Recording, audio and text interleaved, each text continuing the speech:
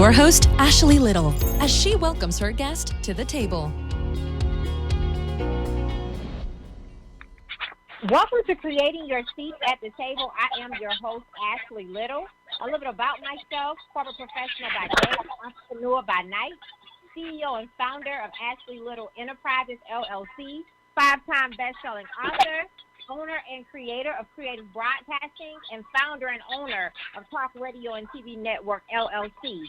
Tonight, we have an amazing special VIP guest by the name of Dr. George C. Fraser. A little bit about him. Dr. George C. Fraser is the chairman and CEO of FraserNet.Inc., a company he founded 32 years ago to lead a global networking and economic development movement for people of African descent. Born in Brooklyn, New York, he was an orphan and foster child for 15 years. He spent 20 years in leadership positions with Procter & Gamble, United Way, and Ford Motor Company before starting his own business, FraserNet, Inc., in 1987. He's written 6 best-selling books that include Success Runs in Our Race, Click, and most recently, Mission Unstoppable, Extraordinary Stories of Failures and Blessings, a book he co-authored with Les Brown.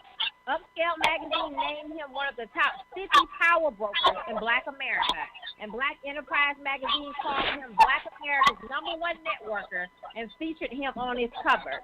Dr. Fraser has been featured on 7 national magazine covers.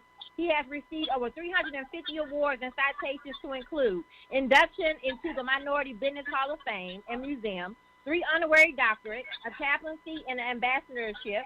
He's a certified financial education instructor and has an insurance license. He has been named as one of the best speakers in America, and 5 of his speeches have been selected for global distribution by the prestigious Vital Speeches of the Day magazine, a first for any professional speaker in America. In 2016, President Obama awarded Dr. Fraser the President's Lifetime Achievement Award. Dr. Fraser is most proud of the 2 charter schools he helped founded in Cleveland, Ohio, nearly 15 years ago, which educate nearly 300 inner-city Black children, of which 60% are boys. As an elder, Dr. Fraser will now use his massive network and influence to launch a new virtual nation with no borders, boundaries, or barriers called Fraser Nation, Citizens of Generational Wealth.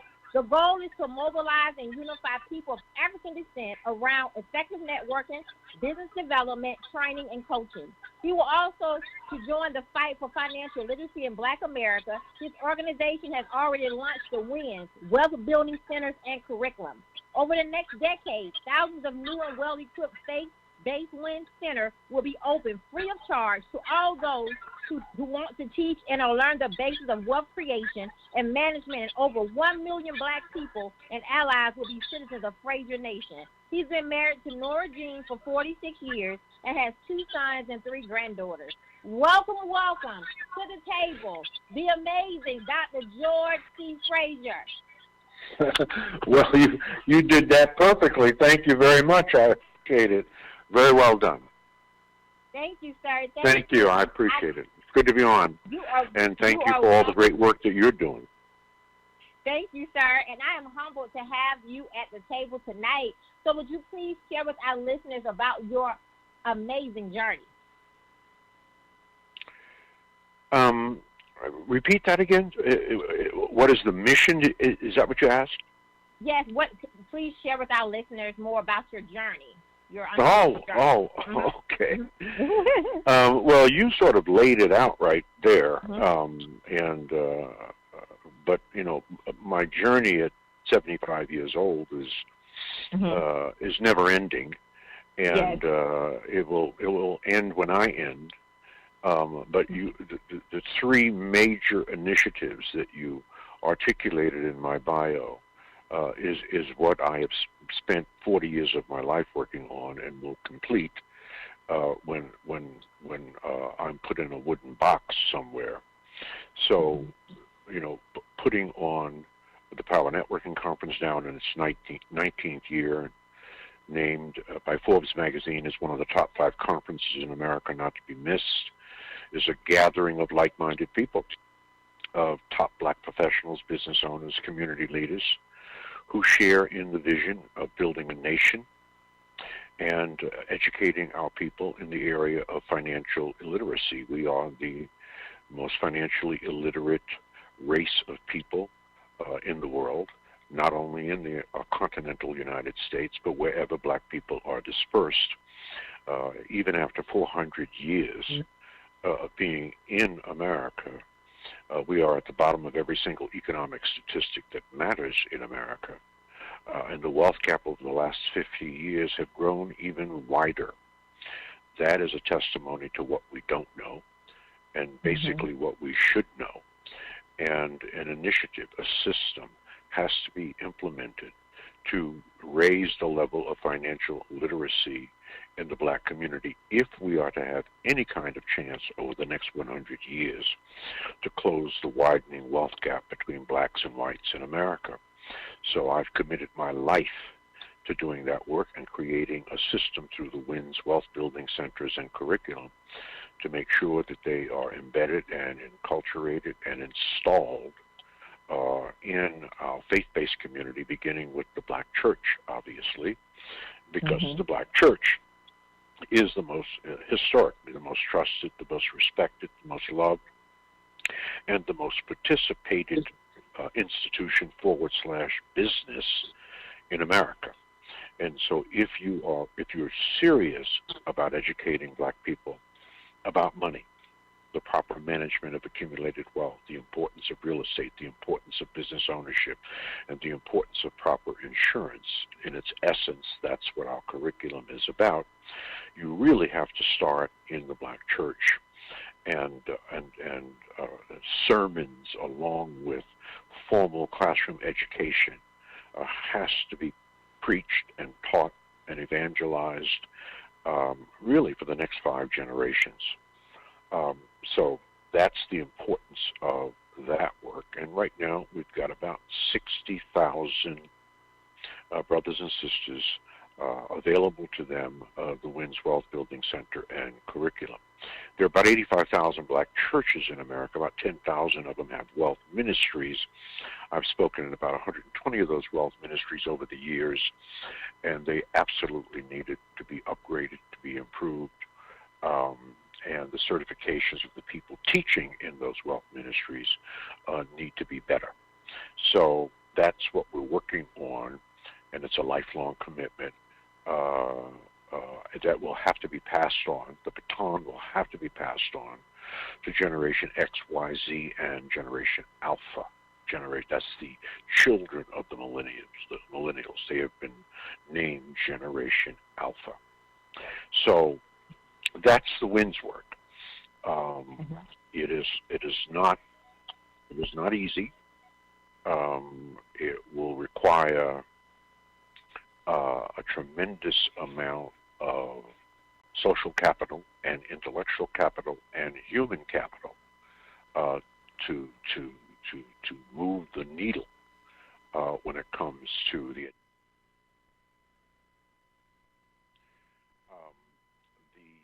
second initiative that you talked about.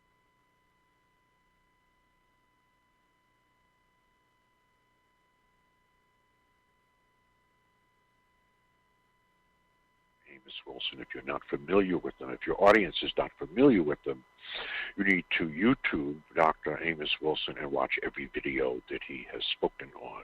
He died in 1995. But it was Amos Wilson who said 2 very important things. He said many important things, but the 2 that deeply resonated with me was unless and until we begin dealing with the issues of wealth in our culture, we are doomed. That's number 1. And number 2, until black people begin acting as a nation, acting as one, nothing will ever change for us. And so taking those 2 ideas and thoughts to heart, last year at the Power Networking Conference, we birthed Fraser Nation Citizens of Generational Wealth, where our citizens are committed to demonstrated excellence, entrepreneurial thinking, and an investment in equity and investment. Those are the three commitments we're asking our citizens to be committed to. Let me say it again. Demonstrated excellence, a commitment to equity and investment, and a commitment to entrepreneurial thinking. I didn't say entrepreneurship. I said entrepreneurial thinking. First things first, second things never. Entrepreneurial thinking simply means that we are willing to take risk, to take responsibility, and to take ownership of our own lives. Once we begin to think that way as a people, only then can you think about engaging in entrepreneurship, because entrepreneurship is no joke. It is not for everybody, but we certainly need more entrepreneurs, but we need black people who are committed to black excellence, dispersed, if you will, in the public and private sector, so that we will have access to the resources of those sectors. And the only time white people think about black people, basically, is when we are there in front of them, because they do not get up in the morning, get around the conference table, and say, what are we going to do for black people? They ain't saying that. That's A. B, in case no one told your audience, I'm going to tell them, white people will not be saving black people.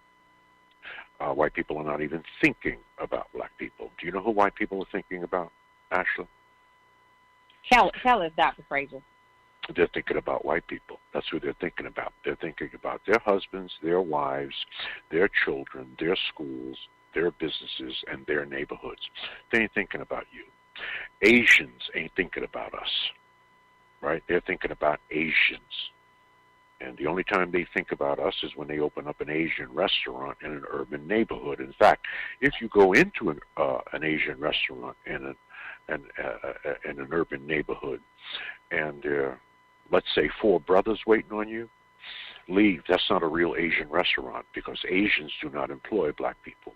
Asians employ Asian people. In fact, Asians don't even buy from black people. So others are not thinking about us. So unless we are thinking about us, unless we are ready, willing, and able to get the education and to do the work in the field of economics, in the field of capitalism, right? Nothing will change. We will continue to slip into darkness, as the great old school group War made a wonderful song on that, slipping into darkness, right? That's where we are. And all the statistics do not bode well for us. The Institute of Policy Studies in April of 2018 came out with a major study on the economic trajectory, basically, of black folks in America. It's on the state of economics in our country. 300-page study, and the study closed with the following paragraph, and I quote, by 2053, 10 years after the majority becomes the minority, if nothing changes among African Americans, black median household wealth will be 0. White median household wealth will be $247,500. In other words, if we don't fix this, we've got about 32 years, according to all of the studies and the data analytics and all the trajectories. If we don't fix this, we will have effectively worked our way into a second slavery. Right? We are the only generation, the boomers are the only generation, the first generation, according to USA Today. Major article on the front page of USA Today about black baby boomers. I don't know if you saw this article. Fortunately, the article was below the fold. It was not above the fold, but it was on the front page.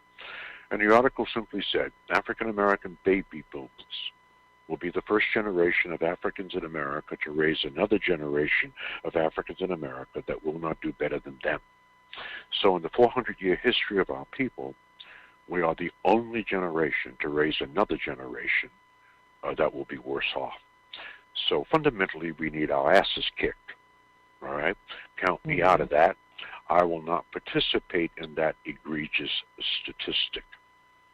So work has to be done.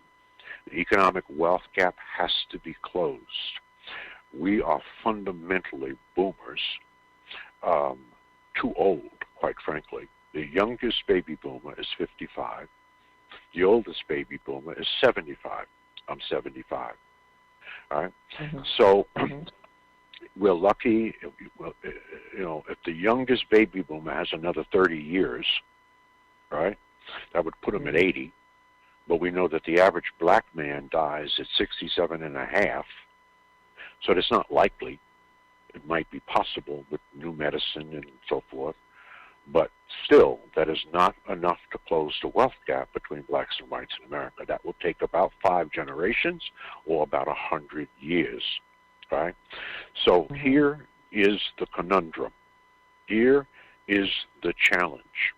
Here is the gauntlet that I am throwing down for the 4 youngest generations of black people that currently walk the neighborhoods of America. Generation X, Generation Y, Generation Z, and Generation Alpha. The question that we must ask those 4 generations, and actually you're in one of those generations. Let me say it differently.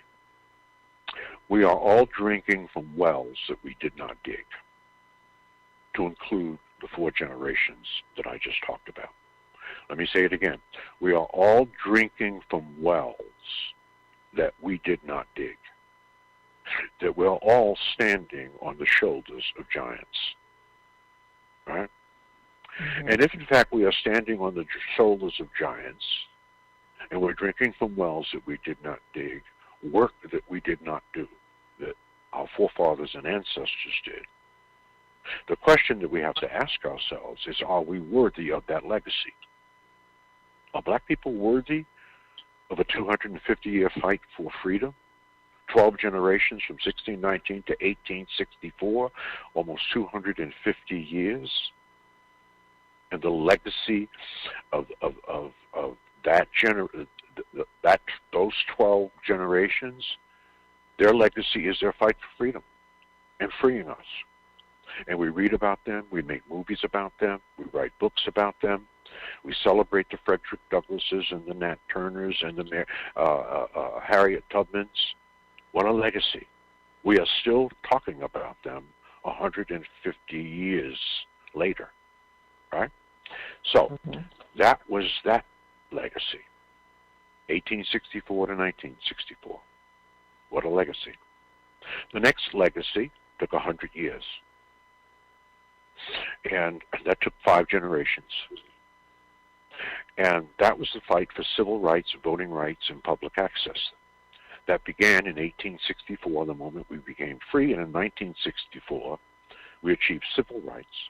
1965, voting rights. 1967, fair housing. 5 generations fought and died for that legacy. And we celebrate the Dr. Kings of the world, the Marcus Garveys of the world, the Malcolm X's of the world, the Mary McLeod Bethunes of the world. You know who they are. What a legacy. It took 100 years to achieve that. So, the next question that we have to ask is, if we feel that we are worthy of that legacy, the question then becomes, what will be your legacy? What will be the legacy of Generation X, Y, Z, and Generation Alpha for the next 400 years? You can't take credit for civil rights, voting rights, and public access. You had nothing to do with it. We handed it to you. You obviously can't take credit for freedom. That was handed to us. Right? So then, what will be the legacy of those 4 generations? What will our children's children's children's children's children be saying about you 150 years from now? What will they be saying about millennials? What will they be saying about Generation Alpha? What will they be saying? What will be their legacy? How will you get on the books? What kind of history will be written about these 4 generations? So let me give you a little clue in case, if you have young people listening, they haven't figured it out yet. Part of your legacy will be Black Lives Matter and the whole mantra and what all that means. That's a good thing, but it ain't enough. It'll take up a paragraph or 2 or 3, maybe a page in the history books. The other beautiful thing I think that the younger generations have done that the older generations did not do or could not do because of the times is that the young generation is unapologetically black. When we were coming up, we could not be unapologetically black. We were actually trying to be white.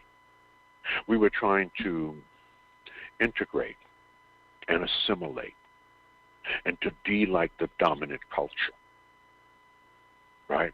So being unapologetically black didn't come to much later, and let's say the second half of the Boomer movement, when you had a Malcolm X who was unapologetically black, when you had a, let's say, Marcus Garvey who was unapologetically black, and who started a movement, and probably the greatest leader black people have ever had, Marcus Garvey, who gave us red, black, and green, or flag.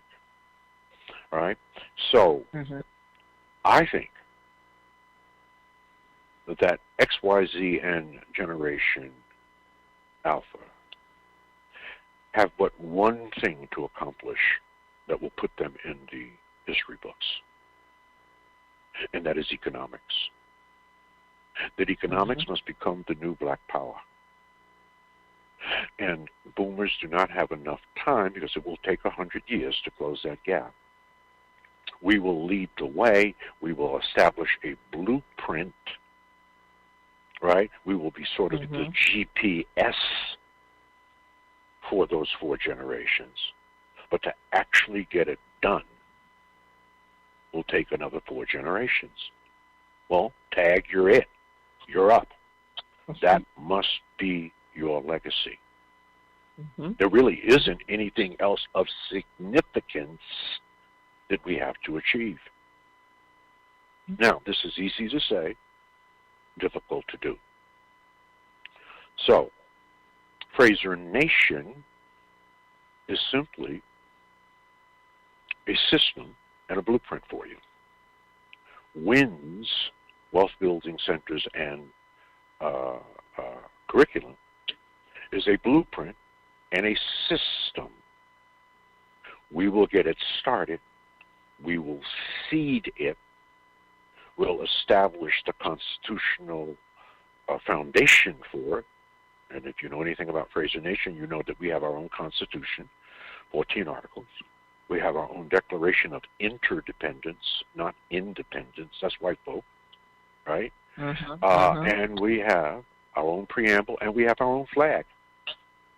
But our nation will be in the clouds. Our nation will be on the Internet. Because the Internet, where is it going? Where will it be 30, 40, 50 years from now? You can't even imagine what it will be like. When you consider artificial intelligence, augmented reality, virtual reality, and 20G instead of 5G, don't tell me we can't build a nation in the cloud. That will be the new 21st and 22nd real estate, second century real estate. So, I am here to evangelize for you on this show tonight and to throw the gauntlet down to young people that your responsibility as you take our race into the 22nd and 23rd century, that you man up and woman up and do what is necessary to educate yourself financially and to fulfill the 4 pillars for the intergenerational transfer of wealth, right? To act on that and to develop that And right now we have 35,000 black millionaires in America. Don't get excited. There are 1.5 million white millionaires. So we're a little bit behind. All right?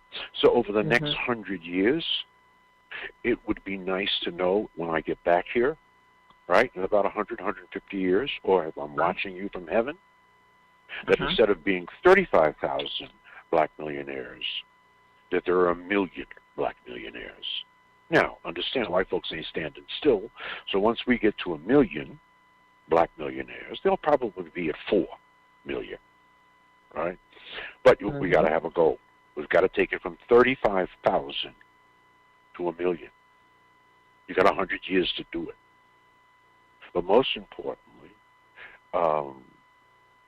change has to occur according to all of the statistics. Major change, important change, in the next 32 years. Because again, according to the statistics, by 2053, we will have no money. We will be in a second slavery. Try to operate in a market-based economy in a democratic capitalistic society without no money. You're enslaved.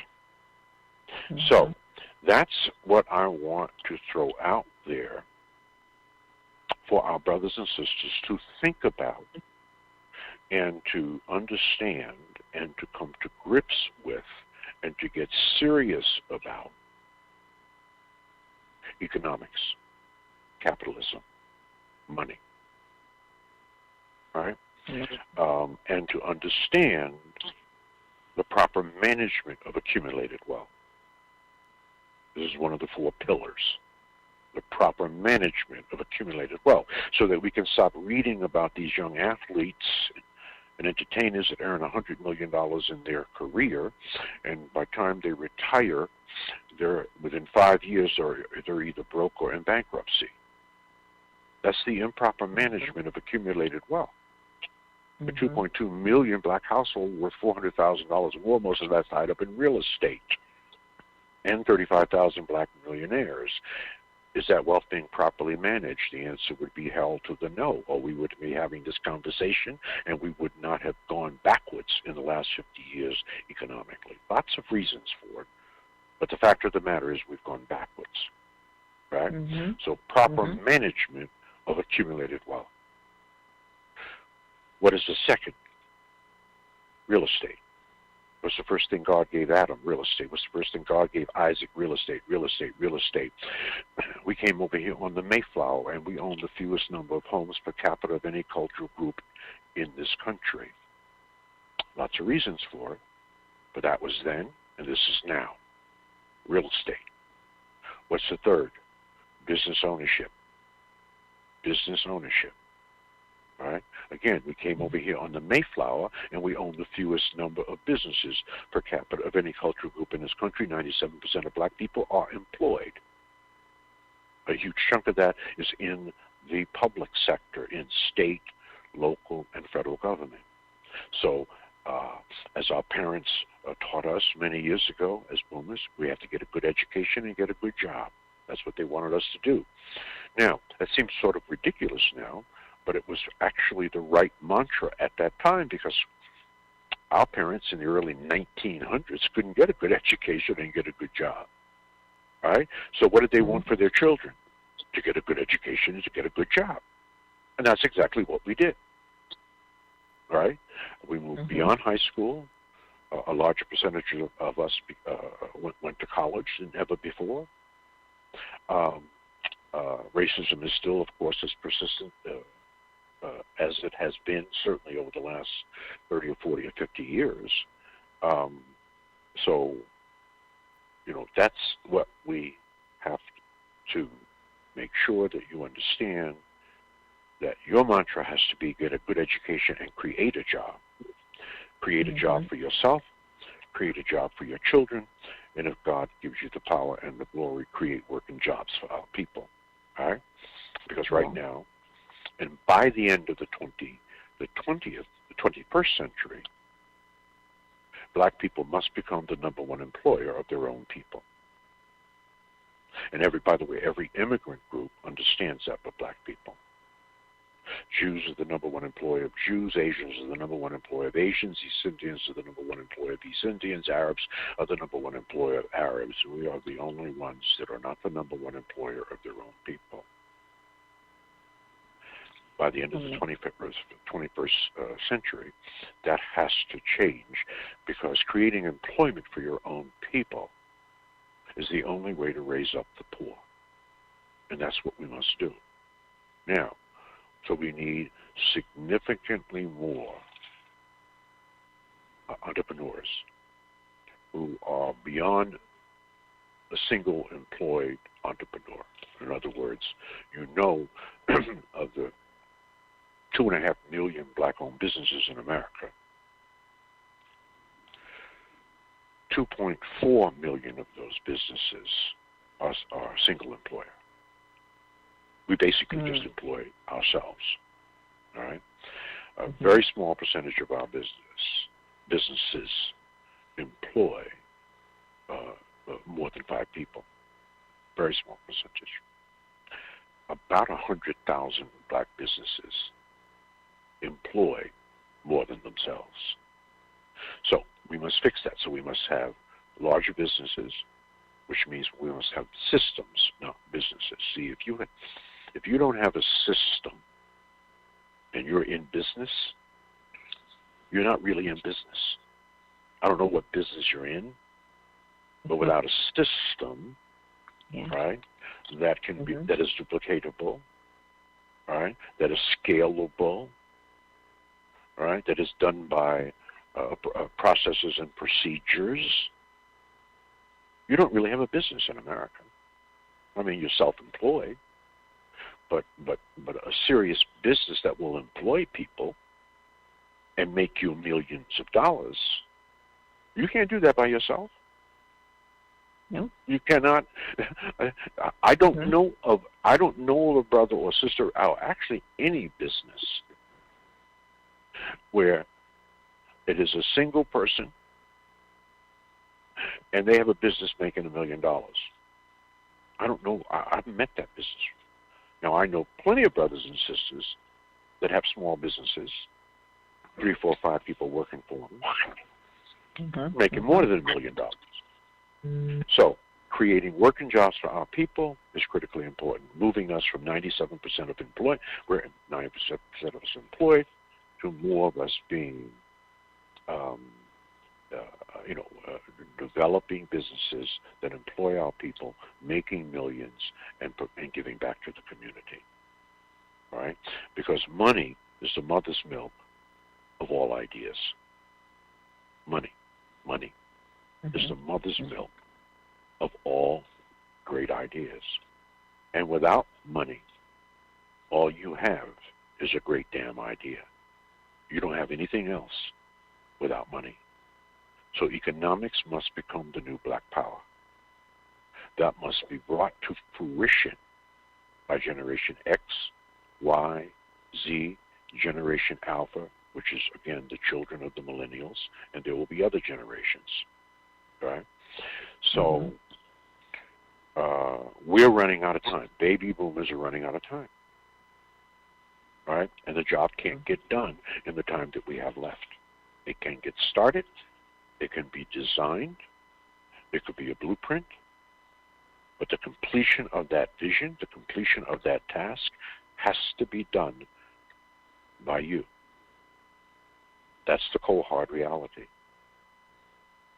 So, that's how I see it. That's what I'm working on. That's the vision of Fraser Net, the operating company for Fraser Nation, Wins Wealth Building Centers and Curriculum, and the Power Networking Conference, where brothers and sisters of like mind come together, learn, build relationships, develop strategic alliances, joint ventures, and partnerships, and grow. Amazing. So, Dr. Fraser, Black Enterprise named you Black America's #1 networker. So will you please share with us some strategies on how to network successfully?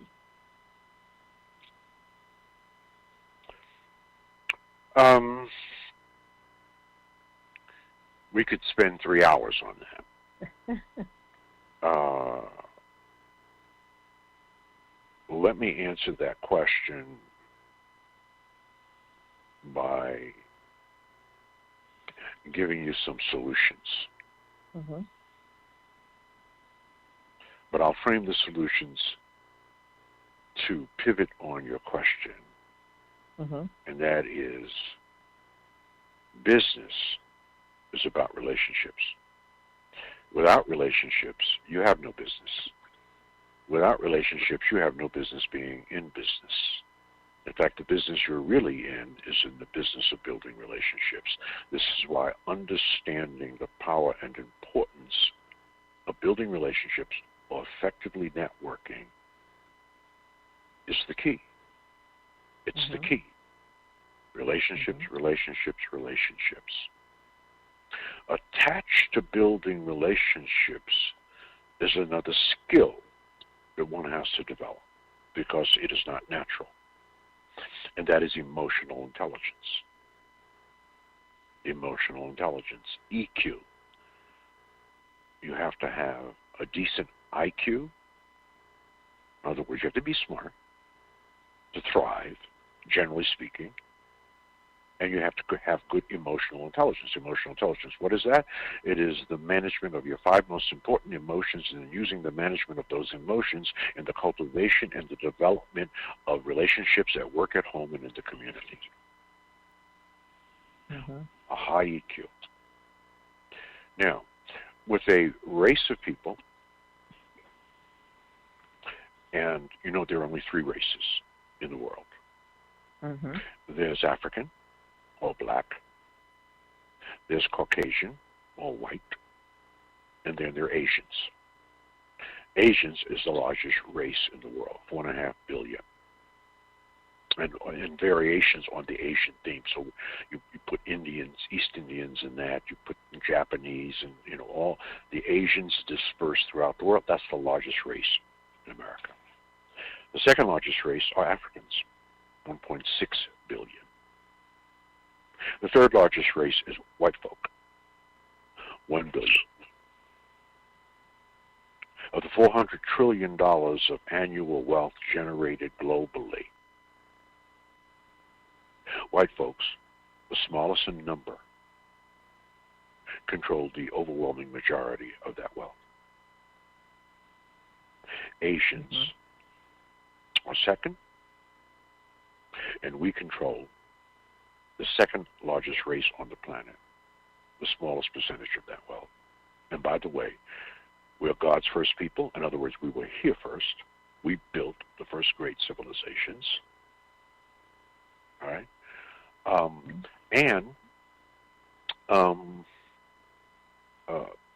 Along with being God's first people,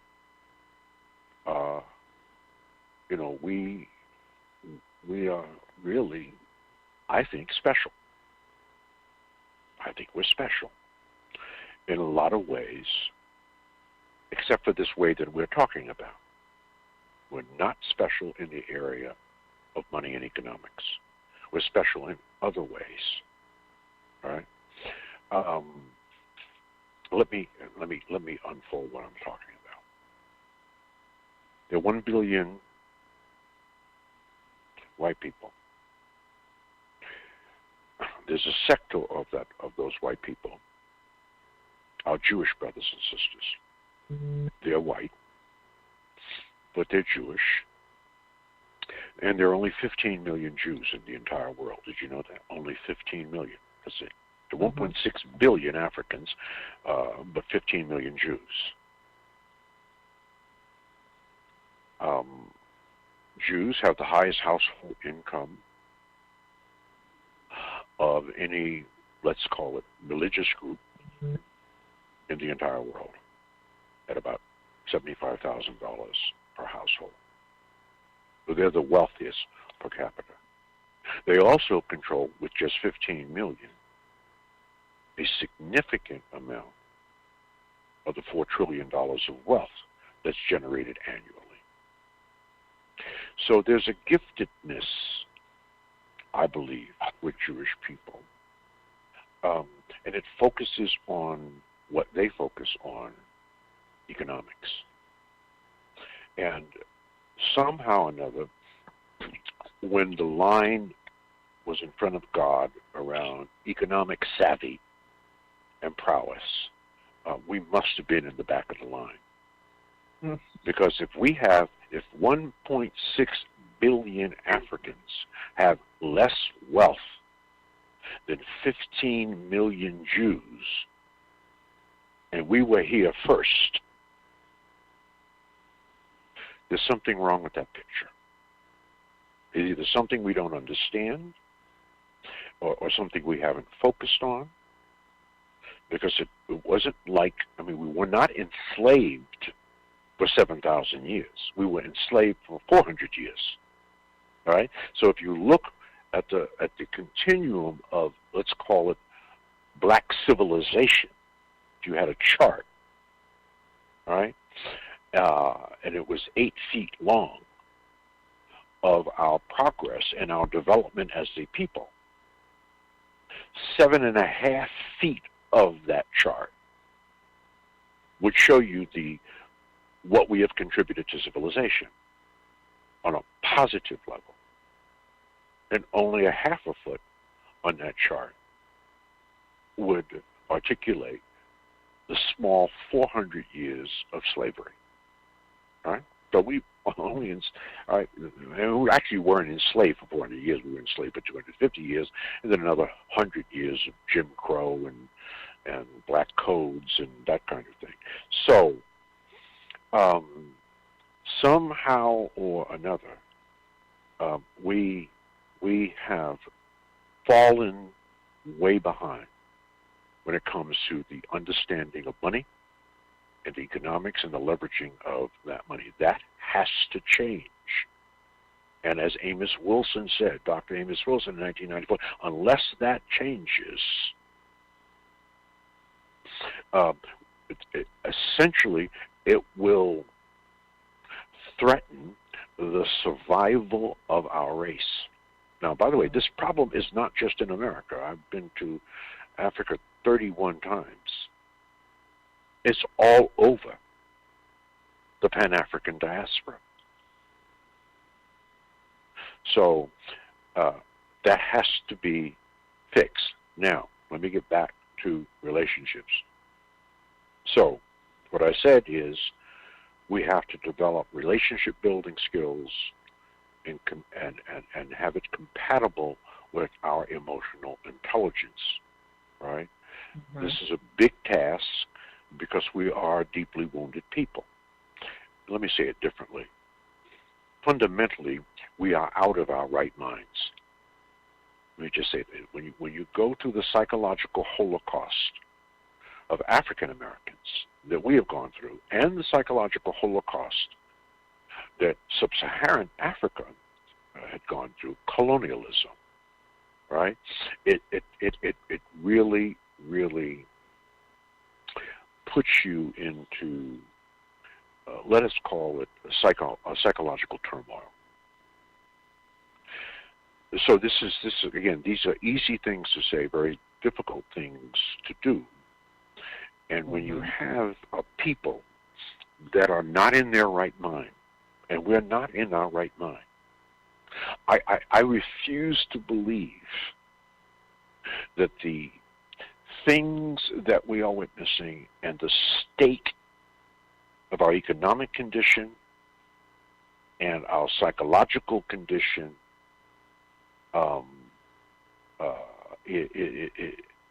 is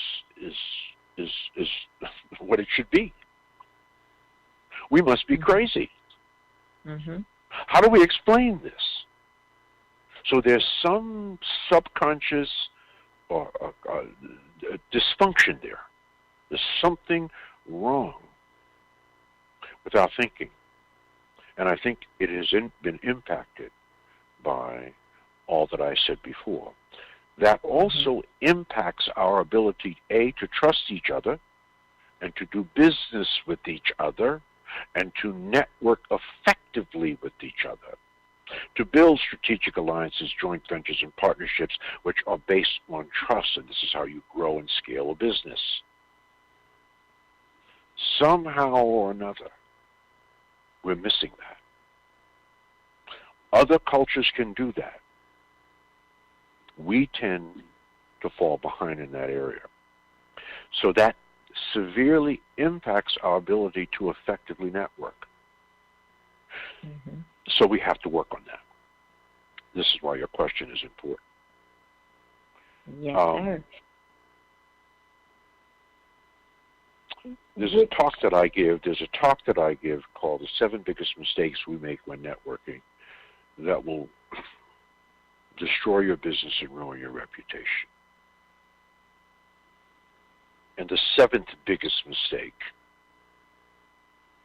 not the first, that we make, is the lack of follow-up.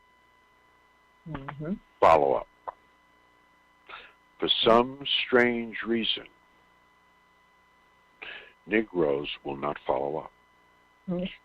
Now, how do I know this? Well, in 40 years, I've given out about 31,000 cards. And people used to say to me, Dr. Fraser, aren't you worried that people will bug the shit out of you? You're giving out your cards, and people asking you for cards, and you actually give it to them? I said, no, I don't worry about that. And I said, well, why?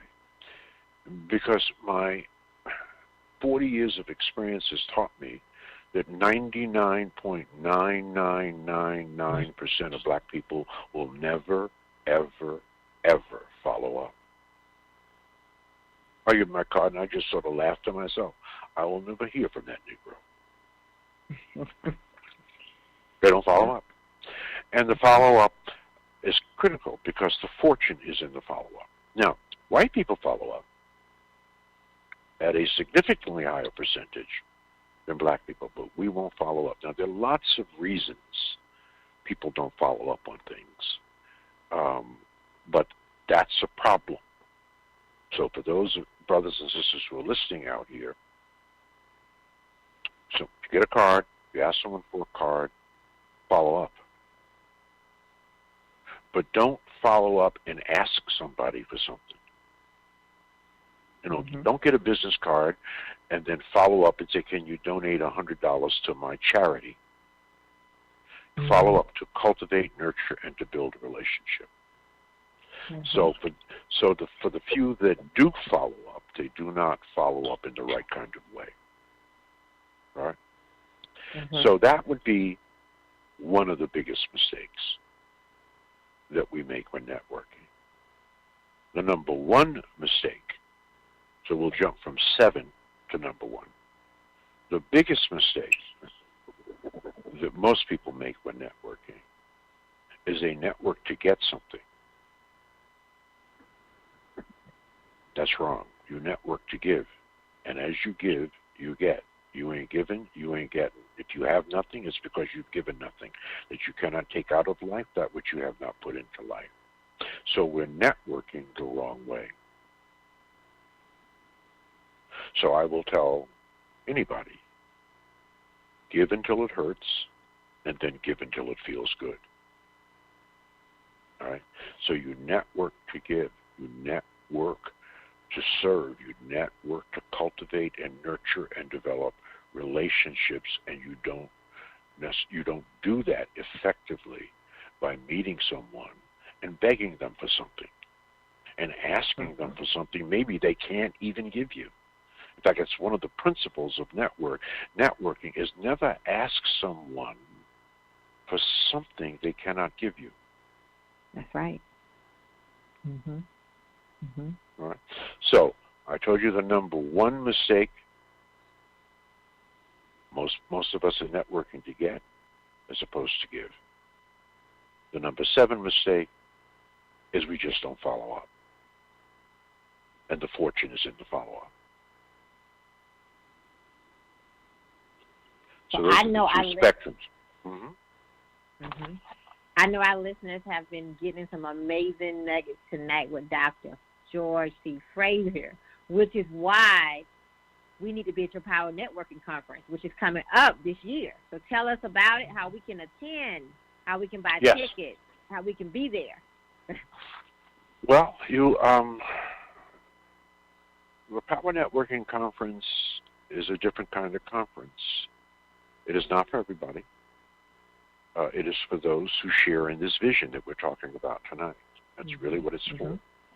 If you feel what I'm talking about, if you want to grow and you want to prosper, and you want to get the requisite skills necessary either to start a business or to build a business or to address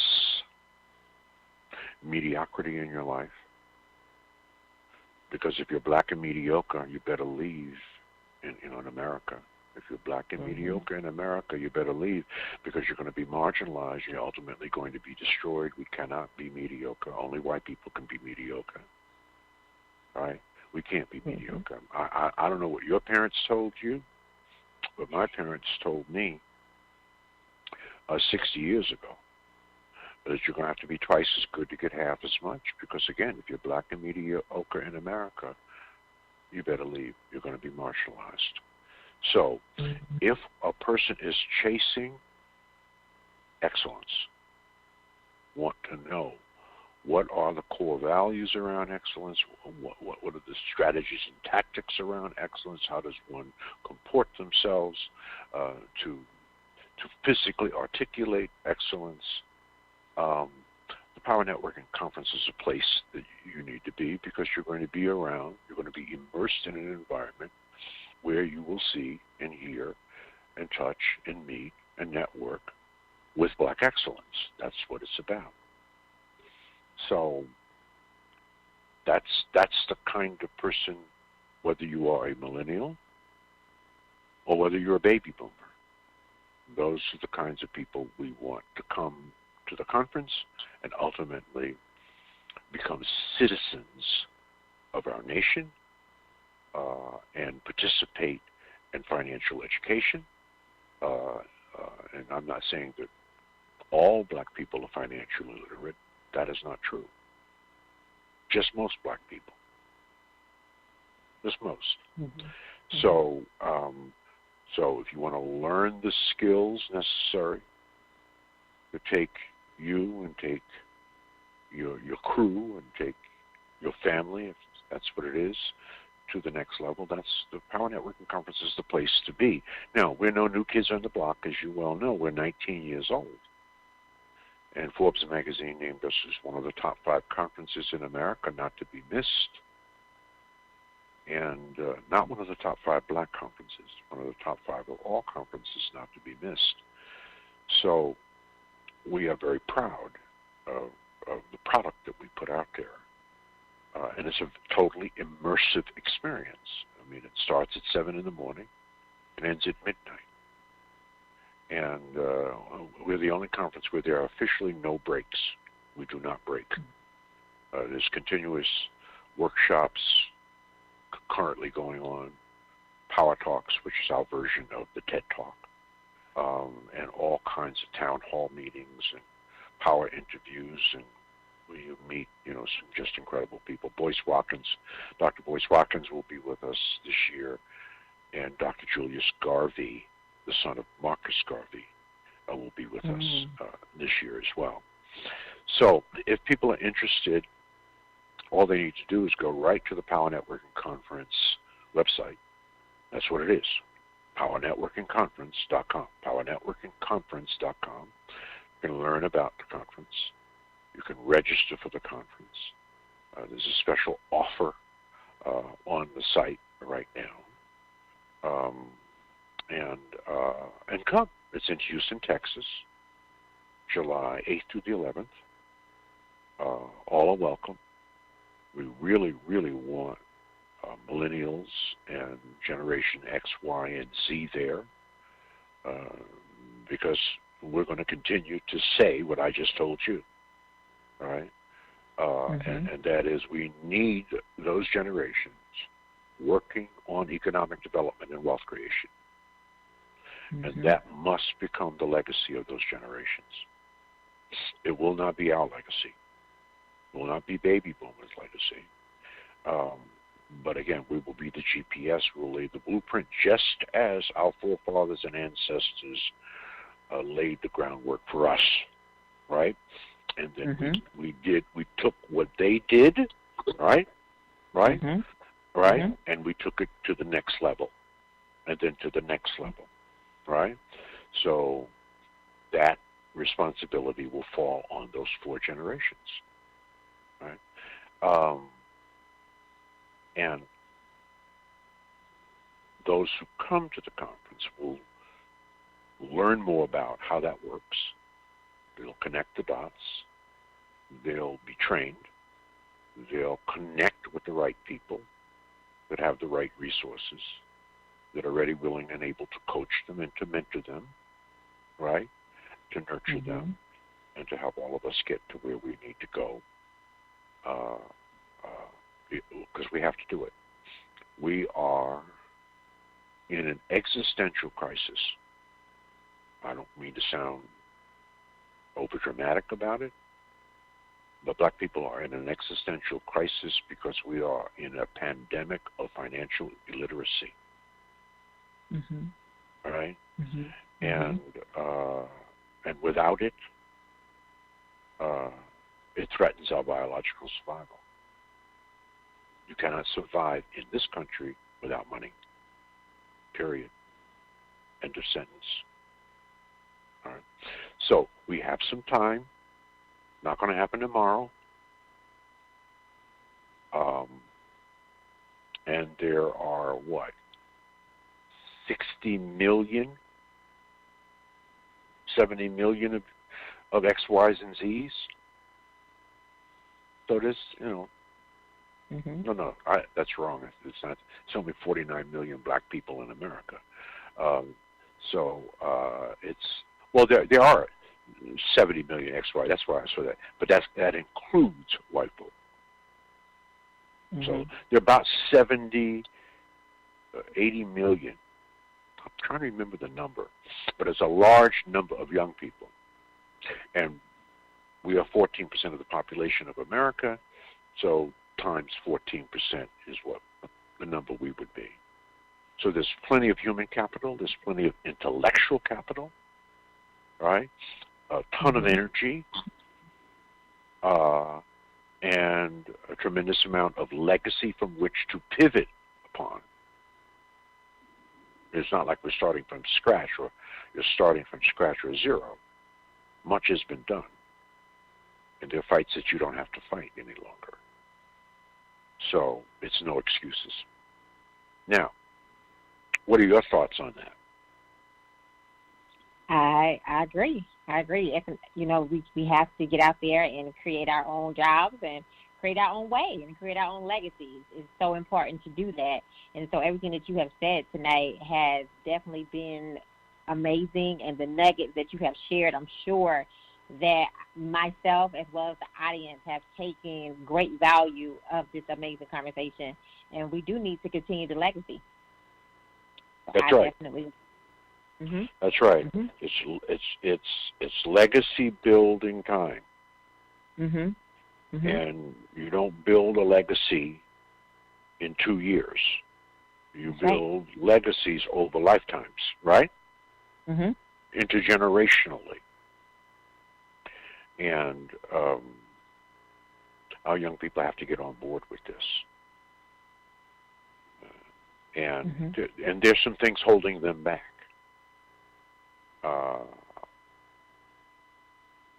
Someone asked me the other day, and I'll close with this,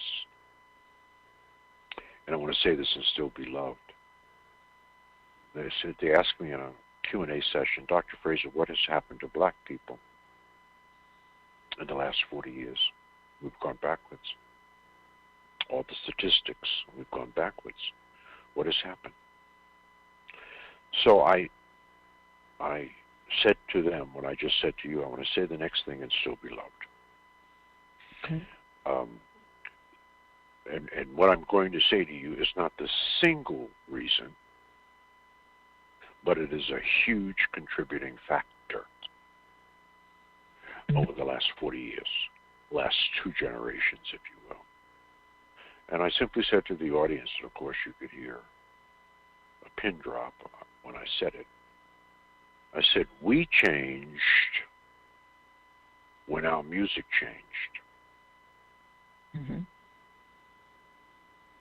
We changed when our music changed. And the famous Dr. Frances Cress Welsing, have you ever heard of her? Yes. Dr. Frances Cress Welsing, renowned black psychiatrist who lived in Washington, D.C. For those of you brothers and sisters who have never heard of this sister, Google her. Go on YouTube and watch everything she's ever said. But it was Dr. Frances Cress Welsing, a renowned black psychiatrist, who said, a people cannot continue to call themselves niggas, bitches, and hoes and expect to amount to anything in their lives. We are the only race of people, the only people on earth that call themselves that. I never heard a Jew call his people kikes, bitches, and hoes. I never heard an Asian do this either. White people don't do that. That's what we do. And there's something very sick about that. And I think that kind of music, because music is important to us, Ashley, very important, from slavery. Rhythm is very important to us.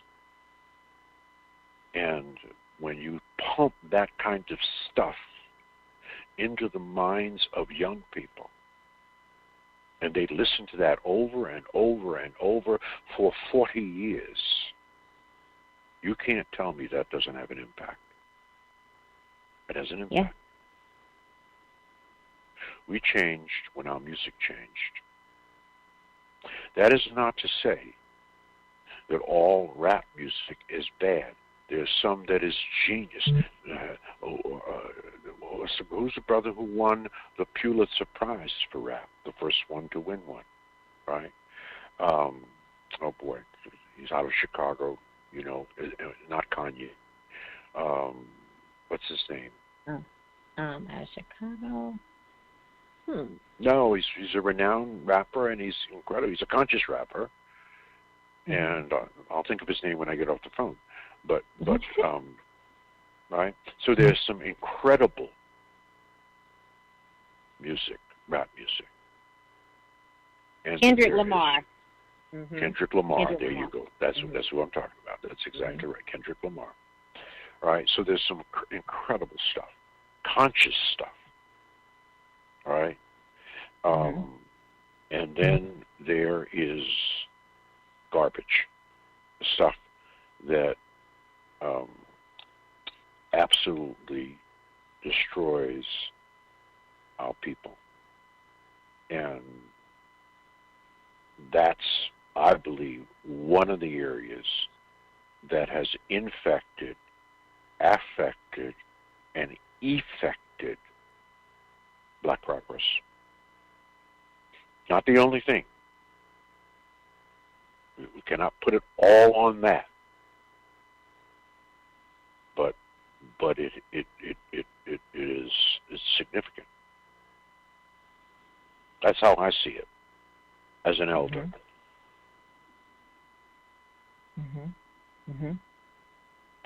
How do you see it? What do you think? I agree, Dr. Fraser. I agree with what you're saying, what you're stating, and we do need to step up, and we got to be the change. We got to be the change, and we got to make the changes that need to be made, and be able to work 10 times harder, as you stated. We can't be mediocre. Nope.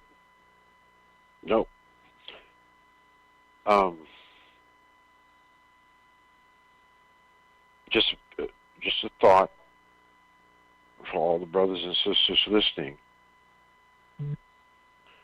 Everything you want in life is on the other side of hard. Mm-hmm. Everything you want in life is on the other side of hard. If you're willing to do the hard work, there's nothing you can't have. Right. You got to be willing to do the work. Mm-hmm. Mm-hmm. Make the sacrifices. Be disciplined. Do everything in moderation. So if we do willing, because we're incredible people. We are absolutely incredible people. And we are the mothers and fathers of humankind. I mean, that's not hype. That's real. Right? And we built the first civilizations. But we have been tricked and bamboozled. White folks convinced black people that they came to Africa. We were swinging from trees, eating bananas, and they civilized us. That we had no history. All that turned out to be lies. We built the first great civilizations in the world. Just go to Egypt. It's still standing.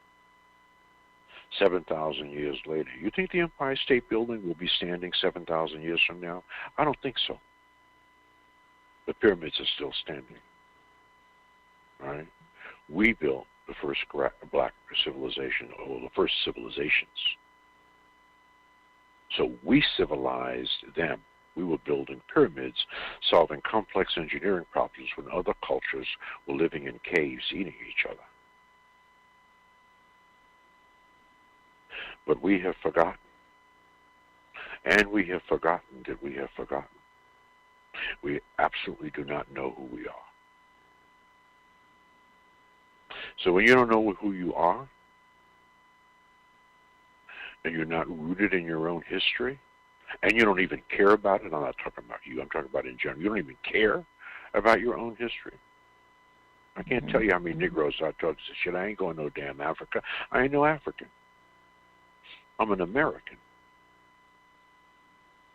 Well, then you just have to pray for that Negro. All right? So, and there are too many of us that feel that way. Not all of us.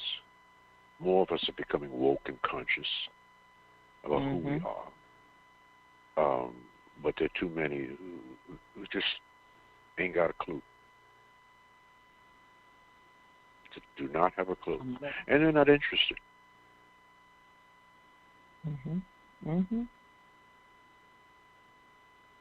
Powerful, powerful, powerful, powerful. I know our listeners, I hope you were taking notes tonight. Dr. George Fraser has left us with some amazing wisdom, knowledge that we all can take and go do the work from. So thank you so much, Dr. Fraser, for coming to the table tonight. It has been an honor to have you at the table. I am humbled to be able to have this conversation with you, and I can't wait to invite you back to the table.